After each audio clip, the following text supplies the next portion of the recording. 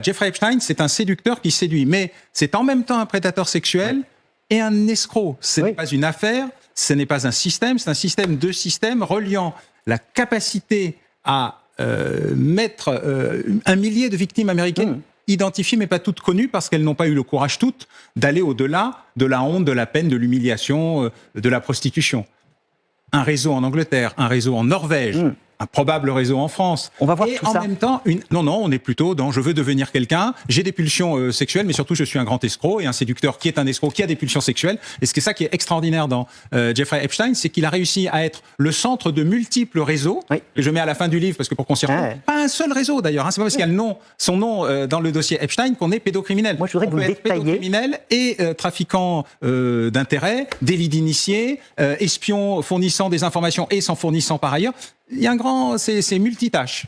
Et puis il va faire comme zone de chasse, puisque donc vous l'avez dit, séducteur, prédateur sexuel, le milieu du mannequinat va devenir son terrain de chasse. Oui, il a constitué, Alain le disait, un vaste réseau, un réseau sexuel, en partie d'ailleurs pédocriminel, et donc il faut alimenter ce réseau, il faut fournir des jeunes femmes de plus en plus jeunes. Le séducteur charmeur qui s'organise un réseau de puissants, à qui il va donc livrer des femmes. De puissants, de savants, de médecins, de milliardaires. Monsieur Bill Gates vient d'être entendu par la commission d'enquête. Il dit « J'ai été menacé par Jeffrey Epstein, c'était un maître chanteur. » Et sa principale assistante dit « J'étais sous l'emprise de Jeffrey Epstein. » Et on découvre tous les jours un peu plus l'ampleur et la puissance de ce dispositif multiservice, multicarte, organisé par un prédateur sexuel qui est également un escroc, un maître chanteur, un agent de renseignement, mais essentiellement, et c'est ça qui est extraordinaire, pour son propre bénéfice, chacun des morceaux de son entre-gens servant à finaliser l'autre avec un objectif final, des filles de plus en plus jeunes, de plus en plus belles, qui servent à tout, à lui, à ses amis, à ses affidés, à ses complices. Et il faut attendre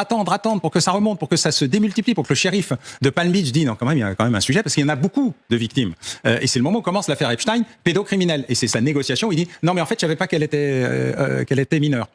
Et il négocie ça avec un homme qui va devenir un cadre très important du ministère de la Justice et du gouvernement des États-Unis. Et c'est pour cela que la journaliste du Miami Herald dit « Non, mais tout ça, il n'y a rien qui va dans cette affaire. » Va découvrir l'ampleur du système, permettre qu'on révèle à la fois la bienveillance, voire l'ignorance dans laquelle a été traité Jeffrey Epstein, qui avait évidemment, grâce à sa fortune, utilisé les meilleurs avocats possibles et imaginables.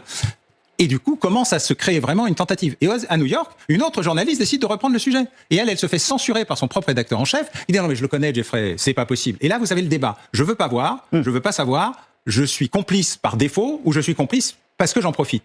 C'est quoi Epstein, l'affaire Epstein? Ils en parlent les médias, ils en parlent plus jamais. C'est quand même la plus belle preuve d'un réseau organisé.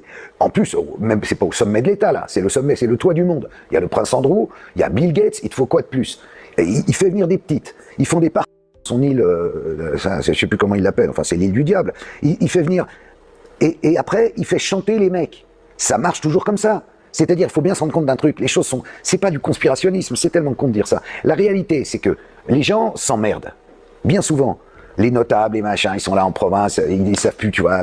Qu'est-ce qui pourrait être un peu marrant? Je pourrais pourrais se faire une petite sauterie, un petit partout. Machin. Admettons très bien, ils font ce qu'ils veulent de leur corps. Sauf que il faut mettre un peu de piment dans l'histoire. Donc on va bien trouver un connard qui va ramener des petites. Elles viennent d'où les petites? C'est des fugueuses, des filles enlevées. Elles ont quel âge? Sauf qu'il y en a d'autres qui sont pas là pour se marier, ils sont là pour filmer, faire des photos et après se rappeler au bon souvenir de la personne en question qui était là. Parce que le gars en question, il va avoir besoin de, je sais pas, du tribunal de commerce pour une affaire, d'un permis de construire, d'un nanana. Et s'il veut pas le donner? Un instrument de pression. Bah attends, depuis que le monde est monde, ça marche comme ça. Donc ces histoires de pédocriminalité, c'est entre autres ça.